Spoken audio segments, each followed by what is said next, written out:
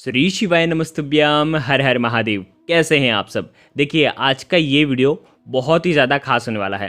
देखो हम सभी को पता है कि गुरुवार का जो दिन होता है वो हमारे भाग्य का उदय करने वाला होता है। यानी कि यदि आपके जीवन में बहुत ज़्यादा दुर्भाग्य है, आपकी किस्मत चमक ही नहीं रही है, आपने कई प्रकार के उपाय कर लिए लेकिन आपकी किस्मत आपका साथ नहीं दे रहा है, आपका कोई भी काम आप करते हैं तो वो बनते बनते बिगड़ जाता है, कार्य जो है वो सफल नहीं हो पा रहा है, आप किसी भी कार्य में आपको सफलता नहीं मिल पा रही है और साथ ही साथ आपके घर में कुछ भी अच्छा नहीं चल रहा है।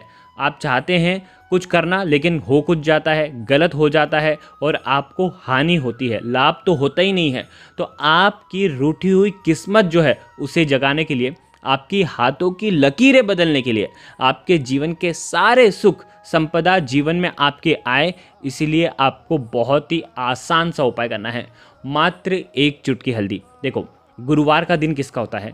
भगवान विष्णु का। और भगवान विष्णु को सबसे अत्यधिक प्रिय क्या है? वो है हल्दी। हल्दी से भगवान विष्णु बहुत प्रसन्न होते हैं और गुरुवार के दिन हल्दी का उपाय करना यानी कि आपके जीवन के भाग्य का उदय करना। देखो पूज्य गुरुदेव हमेशा कहते हैं कि यदि आपके जीवन का भाग्य आपको चमकाना है तो आपको ये उपाय किसी भी गुरुवार के दिन आप ये उपाय कर सकते हैं। देखिए कल गुरुवार है, कल अगर करना चाहें तो कल भी कर सकते हैं, नहीं तो आने वाले किसी भी एक गुरुवार, 3 गुरुवार, 5 गुरुवार ये उपाय करके देखिए, आपकी रूठी हुई किस्मत चमक जाएगी। देखो कभी कभी क्या होता है, हमारे जीवन में हमारे घर वालों के ऊपर किसी की भी गलत दृष्टि पड़ जाती है और हमारे जो काम है वो रुक जाते हैं, अटक जाते हैं। तो यदि आपके साथ भी ऐसा हो रहा है कि आप कोई काम कर ही नहीं पा रहे हैं, आप चाहते हैं वो काम करना और आप वो कर नहीं पा रहे हैं, या आप काम कर रहे हैं लेकिन पर्याप्त धन की प्राप्ति आप नहीं कर पा रहे हैं, यानी कि आपको उस हिसाब से धन की आवक नहीं हो पा रही है, साथ ही साथ ये उपाय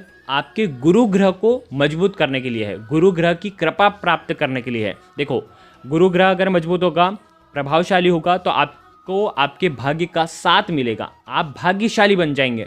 और आपको ये समझना बहुत ज़रूरी है क्योंकि हमारे जीवन में कुछ कुछ उपाय ऐसे छोटे छोटे उपाय रहते हैं लेकिन वो इतने प्रभावशाली हो जाते हैं कि हमें पता ही नहीं चलता। तो इसीलिए आज का ये वीडियो आपके लिए है। जो लोग, जिन लोगों के घर में भी भाग्य का उदय, जिन लोगों के जीवन में नहीं हो पा रहा है, उन लोगों को ये उपाय करना चाहिए। ये उपाय बहुत ही आसान सा उपाय है।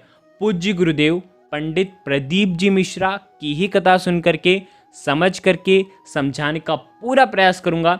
लेकिन उससे पहले आप सभी से रिक्वेस्ट करता हूं, चैनल पर अगर पहली बार आए हैं तो चैनल को ज़रूर सब्सक्राइब करें और कमेंट में ओम नमः शिवाय ज़रूर लिखें। देखिए सबसे पहले हम जान लेते हैं पूज्य गुरुदेव ने इस उपाय के लिए क्या क्या सामग्री बोली है। समझना, एक तांबे का पात्र लेना, ठीक है। गुरुवार के दिन तांबे के पात्र से ही आपको उपाय करना चाहिए क्योंकि गुरुवार का जो दिन होता है पीले रंग की चीज़ों का हमें इस्तेमाल करना रहता है। तो पीला क्या हो गया? तांबे का पात्र, वो पीला हो गया। जैसे कि गुरुवार को कहा जाता है और रविवार के दिन कहा जाता है कि तांबे का पात्र इस्तेमाल करना। 2 दिन तो विशेष होते हैं, गुरुवार और रविवार। देखो करना क्या है, तांबे का पात्र लेना, उसके अंदर आपको जल डालना है, आपके घर के मटके का जल भरना है उस तांबे के पात्र के अंदर। अब देखो यदि आपके घर में गंगा जल है या किसी भी पवित्र नदियों का जल है तो 2-4 बूंद आपको उस जल के आपको डाल देना है। आ गई आपको बात समझ में? अब आप समझना, आपके घर में कोई भी रुद्राक्ष हो, चाहे 1 मुखी रुद्राक्ष हो या 12 मुखी रुद्राक्ष हो, 9 मुखी रुद्राक्ष हो, कोई भी रुद्राक्ष आपके घर में अवेलेबल हो, यानी कि आपने पूजन स्थान पर अगर आपने रुद्राक्ष रखा हो वो भी आप ले सकते हैं, आपने धन रखने वाले स्थान पर रुद्राक्ष रख रखा हो तो वो भी ले सकते हैं, या आपने बच्चों के कमरे में रुद्राक्ष रख रखा हो तो वो भी ले सकते हैं, या आपके पास स्वयं के पास रुद्राक्ष है तो उस रुद्राक्ष को भी आप इस्तेमाल कर सकते हैं। मात्र 1 रुद्राक्ष लेना है। अब इस उपाय को समझना, तांबे का पात्र, उसके अंदर जल भर लिया, अब इस रुद्राक्ष को आपको जल के अंदर डाल देना है। आ गई आपको बात समझ में? ये रुद्राक्ष का जो जल है, ध्यान रखना, रुद्राक्ष को आपको कम से कम 15 से 20 मिनट उस जल के पात्र के अंदर आपको पड़ा रहने देना है, डाल देना है, ठीक है। अब ये रुद्राक्ष वाला जल हो जाएगा।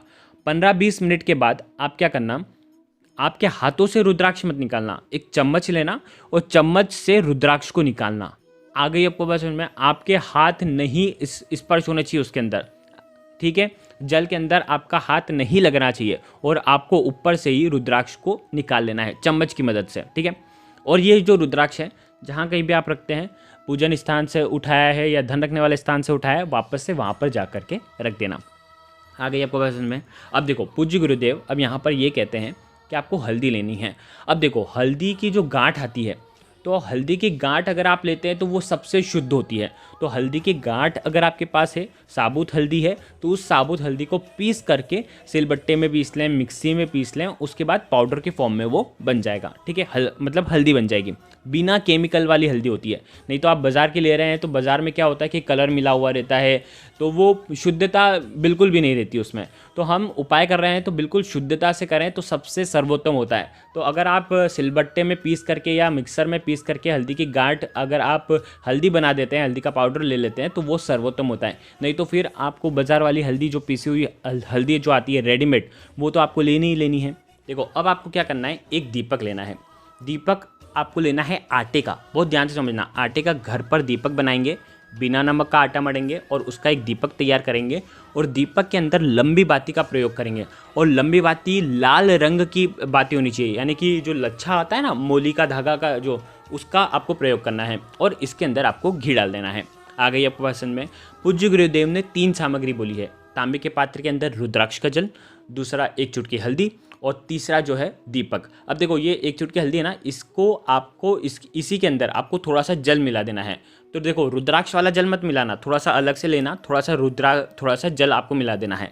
जैसा कि हमने आपको बताया ये स्वास्तिक का महा उपाय है, तो हल्दी से आपको स्वास्तिक का निर्माण करना है, तो उस हिसाब से ही थोड़ा सा आपको जल मिला देना है। ठीक है, अब ये तीनों सामग्री लेकर के आपको जाना है बेलपत्र के पेड़ के वहाँ पर। गुरुवार के दिन सुबह से लेकर के रात्रि तक जब आपकी इच्छा हो तब आप ये उपाय कर सकते हैं।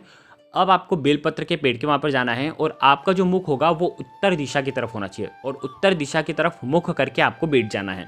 ठीक है, अब देखो क्या होता है कि बेलपत्र की जड़ के वहाँ पर जो भी मिट्टी है या यदि वो खरदूरी है तो थोड़ा सा जल मिला करके उसे लेप लेना। ठीक है, उसे प्लेन कर लेना हल्का सा।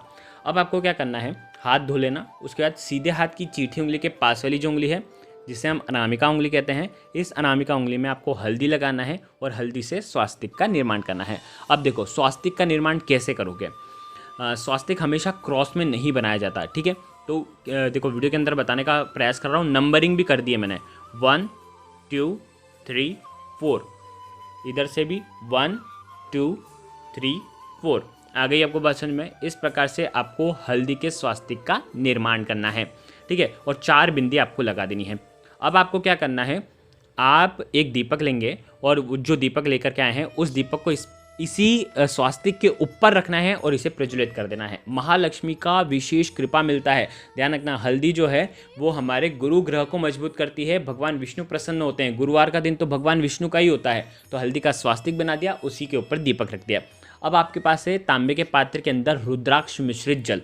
अब देखो इस जल को आपको डायरेक्ट नहीं डालना है, यानी कि तांबे के पात्र से नहीं डालना है, जल अर्पित नहीं करना है, आपको सिंचन करना है जल का। कैसे करेंगे, आपका सीधा हाथ लेना, सीधे हाथ में जल डालना और उसके बाद बेलपत्र के वृक्ष की जड़ में आपको अर्पित कर देना है श्री शिवाय नमस्तुभ्यम का जाप करते हुए और आपकी जो भी विशेष मनोकामना है वो बोल करके। देखो तांबे के पात्र के अंदर जल लिया है तो जल तो बहुत ज़्यादा होगा, तो एक बार में तो जल अर्पित नहीं होगा।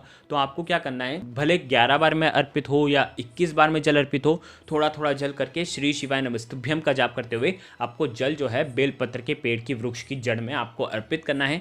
और जितनी बार भी आप जल अर्पित करेंगे उतनी बार आपको आपकी विशेष मनोकामना आपको सोचनी है कि ये मेरी मनोकामना परिपूर्ण हो जाए, इसलिए मैं ये उपाय कर रहा हूँ। श्री शिवाय नमस्तुभ्यम, श्री शिवाय नमस्तुभ्यम, इस मंत्र का जाप करते हुए ये जल आपको अर्पित कर देना है। ये उपाय बहुत ही प्यारा सा था, एकदम से पूज्य गुरुदेव की कथा में सुना था और आपको बताने का प्रयास किया है। बहुत ही प्यारा सा उपाय है, ज़रूर इस उपाय को कल के दिन आपको करना चाहिए। ये आपके भाग्य का उदय करने वाला है। लगभग आप ये उपाय लगातार अगर 5 या 3 गुरुवार भी करते हैं, आपकी रूठी हुई जो किस्मत है वो चमकने लग जाएगी। आपके जीवन का दुर्भाग्य जो है वो निश्चित ही दूर हो जाएगा। तो ये उपाय आपको कल के दिन ज़रूर करना है। अगर आपको कुछ भी चीज़ समझ में ना आए तो एक बार कमेंट में पूछ लेना, गलती बिल्कुल भी नहीं करना है। श्री शिवाय नमस्तुभ्यम, हर हर।